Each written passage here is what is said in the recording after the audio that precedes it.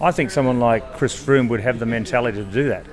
I think, if he wouldn't have the time, and I'm sure Sky wouldn't want him to go off and do it, but I think he would have that type of mentality. And I'm not saying that just because he was born in Africa, but I just think he is a bit of he is a free-spirited type of person who does think out of the box a bit.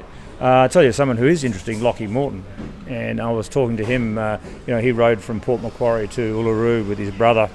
And he's now back on the world tour at the moment, riding for Dimension Data. And I was talking to him just the other week about this because, and I put it to him. I said, Lockie, first I just told him, have you heard about the Indy Pac and what it is? And he did shake his head. He shook his head, and then I said, well, you know what, I'm doing the Indy Pac. And he shook his head and dropped his head again.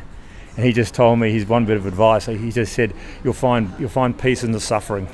And so I'll take that with me. But he's a guy who does like doing these sort of rides. And even right now, he's still on his time off. He likes to go for long distance rides because he says it frees his spirit and it actually helps him when he has to focus on his regimented training.